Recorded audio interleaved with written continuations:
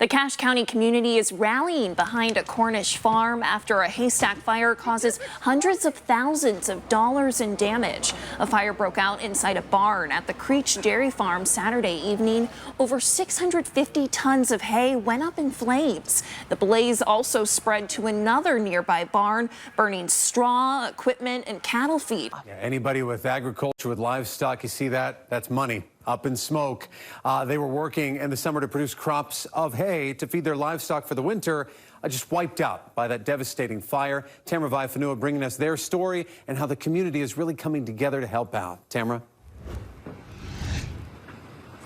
Well, Dan, the Creech family are third-generation dairy farmers. They have spent many years working and building this dairy farm in Cornish, Utah. And in just a matter of hours, a fire took it all away. Take a look at what they're dealing with right now. 2 sheds full of a year's crop of hay and a bunch of farm equipment now reduced to smoldering piles. That video there from Chopper 5, that was taken today. That fire is still burning. Smoke still coming from the farm. You feel for that family. Thanks for the update. You gotta like that quote, too, that he said, I don't gamble because I do that every day on the farm. They work so hard. They work hard. Great to see people coming.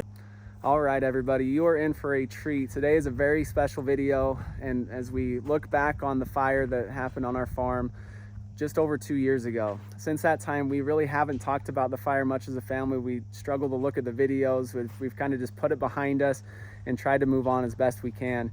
You'll see this shed here behind me. This is something that we've rebuilt from what we had here before. But it'll never be the same. It'll never replace what we were able to do as a family as we were growing up here on the dairy. And since that time, we've tried to move on as best we can. It's changed our family, it's changed our farm forever. And just like we had a firefighter that night that pulled me aside and just said, hey, I know this really sucks, but you're gonna see a lot of good that will come out of this as well. I hated it when he said that because I was looking around at what happened and like, what good could come out of this? And he was exactly right. There's been so much good, so many miracles that have happened in our family and in our community because of what happened that night. And because of that, we wanted to put this video together to take you through the course of events that night, of what happened the night of the fire, just from beginning to end, from the time that somebody knocked on our door here at the house to the time that the fire was pretty well put out and just burning down. There's a lot of things that happened in the course of events there. There was equipment that we were pulling out of the sheds. There was animals that we were trying to protect from the heat and the smoke. So many people came in to help, and we are so appreciative of the hundreds of people that were here and helped and just stopped and dropped everything that they were doing that night to pitch in and help. It's a night that we will never forget. And I'm hoping with this video, it'll help us and everyone that comes after us to remember what happened here. Now this video will be pretty raw. There's no fancy editing, there's no music or anything. It's just gonna be as chronologically from the recordings and videos and pictures that we have from our family, from our friends, and those who were here the night of that fire, as we just piece together from beginning to end what happened and then what happened after as well. We hope you enjoy this video as we revisit a night that changed our farm and our family forever on November 27th, 2021.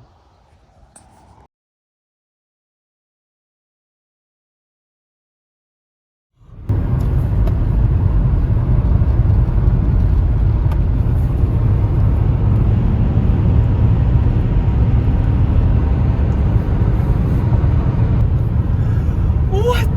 Oh my gosh! Oh my gosh! No! How? Oh my gosh! No! Oh my gosh!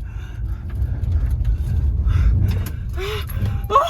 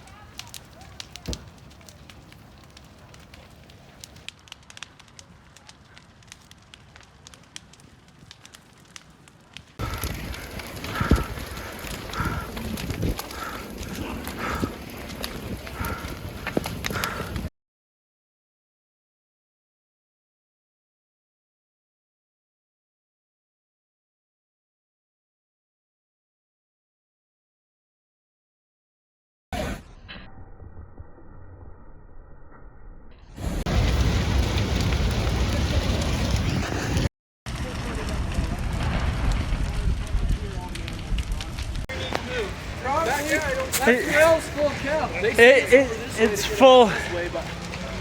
Just turn them out. It doesn't even. This tractor needs to go. You move this gates. Move the gates.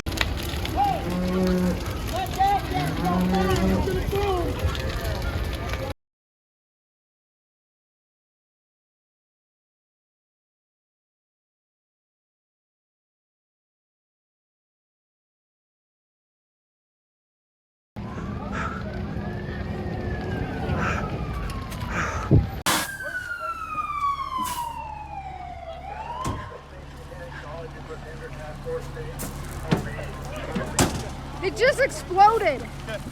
Did you guys say you have a patient? There's fuel tanks down here on that. I don't. Do you guys have a patient for the ambulance? No, everyone over here is fine. Hey, house first. No fuel tanks. House.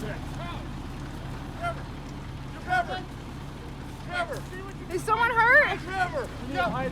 Where's the hydrant at?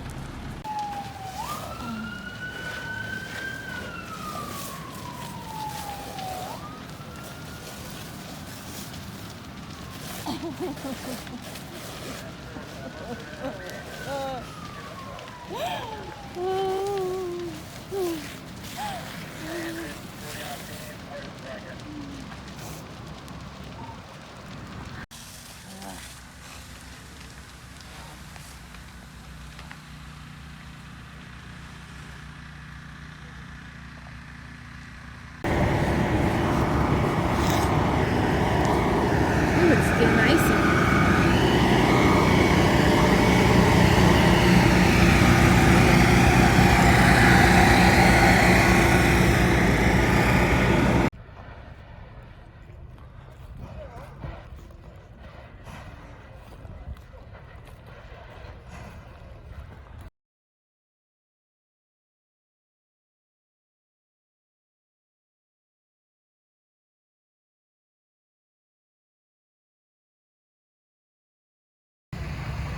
Road is shut down.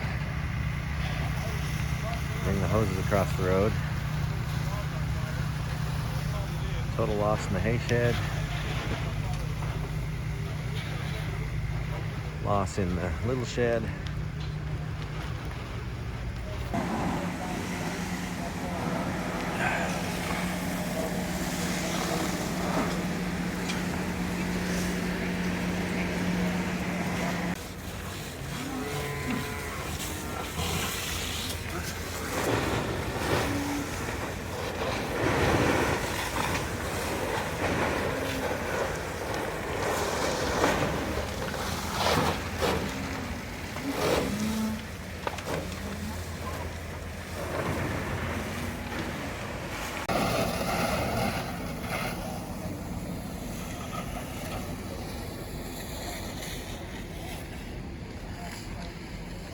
Command to 202.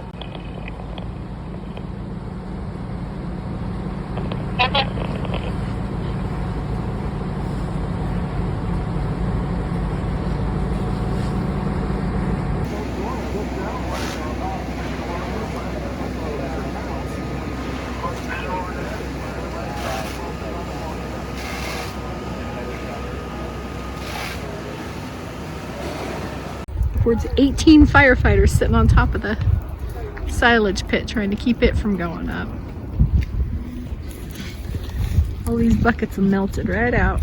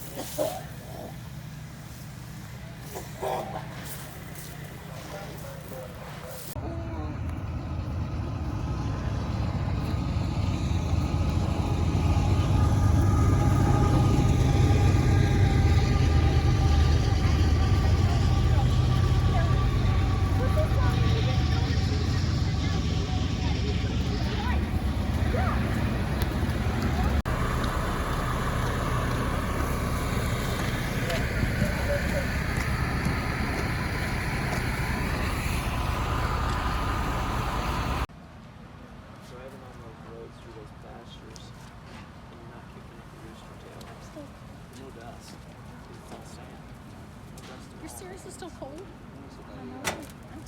I'm toasty hot. Actually, that was his whole thing. With the fan. Oh my gosh.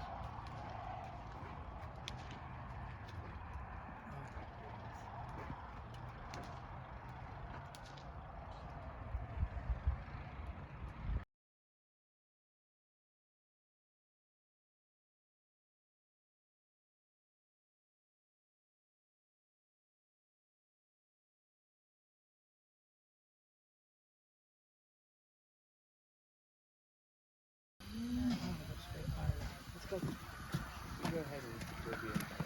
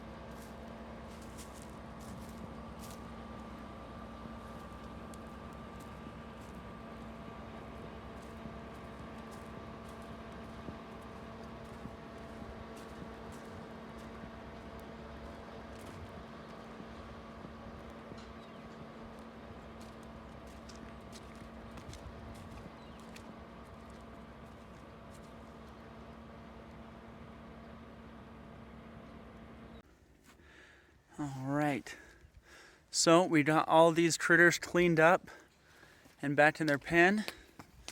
That's the shed that me and Colton built with Pops, and it's definitely gone. This is still kind of flowing a bit over here. There's a big telephone pole right there, and that's what's still kind of buzzing.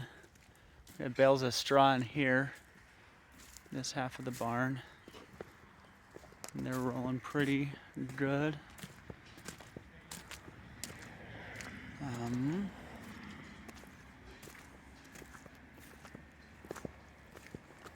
can see the steel beam running along the top of the end here.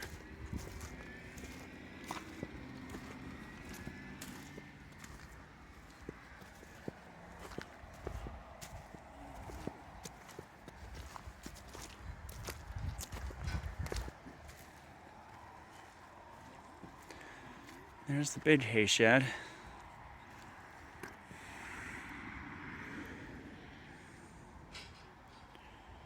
And the house.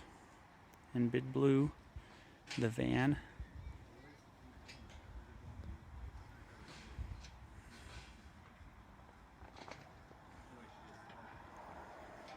A lot of this stat here is hollow inside, so it should be collapsing soon.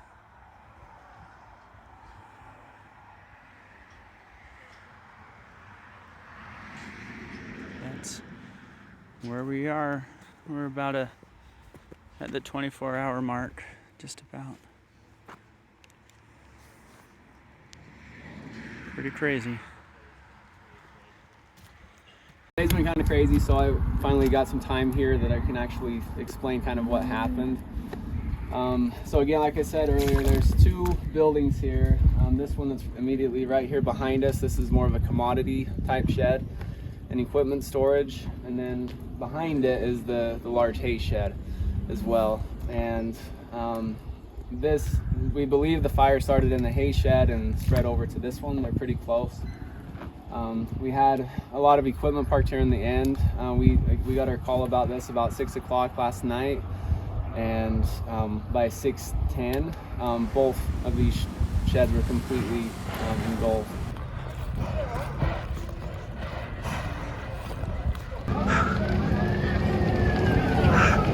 But we were able to get almost all of our equipment out of here. We had a baler, a tractor, our combine was the last thing to come out. I pulled that out, and right then it was just completely engulfed this whole shed. If you look right over the top, you can see our combine header did not make it out. It was just too much fire at that time for us to get in there to pull that out. And we were unable to pull out any of the hay. It was just, by that point, everything was so widespread that we just couldn't do anything.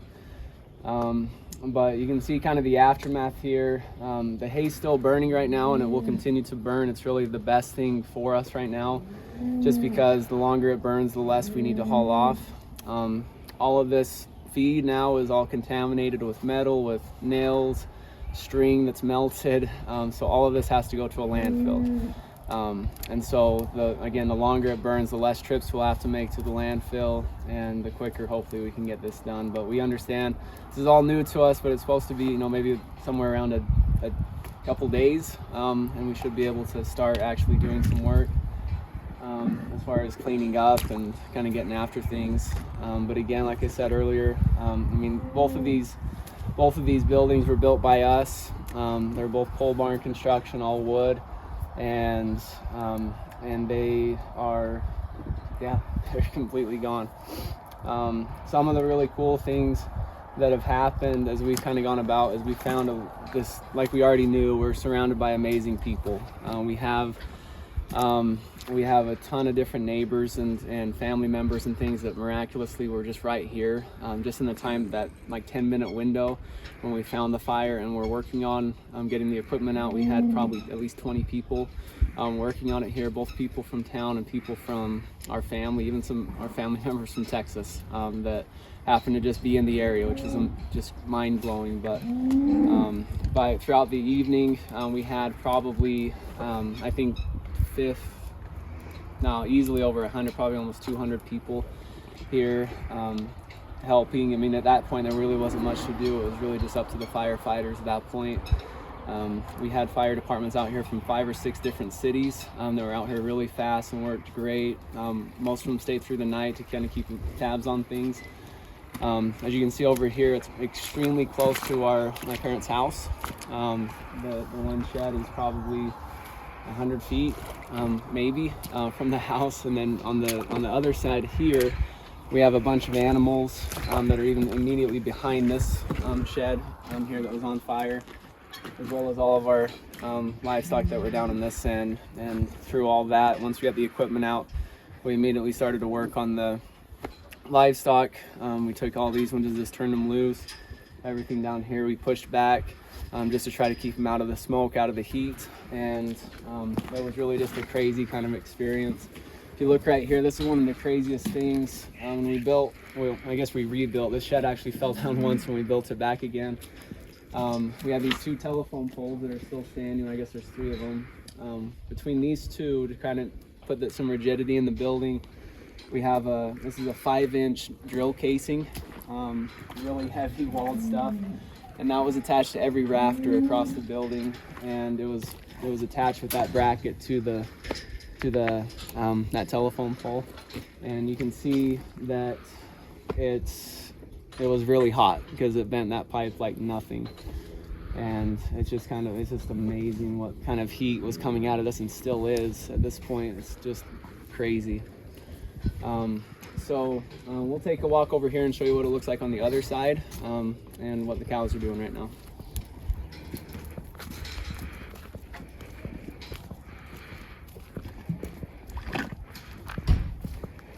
So over here this is the north end of the property. We have some fuel tanks with over 1,000 gallons of fuel that were right in the thick of things. We were able to get all this straw and pulled away from it with a backhoe, some quick acting people, just to protect those from getting engulfed in flames too. But you can see over here, all of our cows have been taken care of. They're all back in their stalls. Everything was cleaned and bedded today. They're happy. They're in good shape. All right, so this area right here where I'm standing is actually where all of our calf hutches were. These are all of our newborn calves. We've since moved them. These are the first animals that we evacuated just from the heat of that blaze. They're all nestled in another part of the farm right now. You can see right here, this is all the commodity area. All that's obviously filled in. That's where we had all the, all of our different grains and things that we were feeding with, which is all toast as well. This shed right here had 650 tons of alfalfa. At one point we had 14 different fire trucks, even just at one point 18 different firefighters on top of our corn pit over there, just trying to protect that feed. And for the most part we did pretty good, I believe, of protecting that. We'll find out. We'll have to retarp some of it. It melted, but that's still what we're doing right now, is still just protecting that feed over there, because obviously all of this stuff we know is a total loss. This shed right here, this was 60 feet wide, 100 feet long, 18 feet high, filled with alfalfa, dry alfalfa. Next to this shed over here, you can see burning next to that equipment was straw. We had a line of straw bales over there, and that was that's kind of what pulled the fire from over here into this building and took this whole thing with it as well.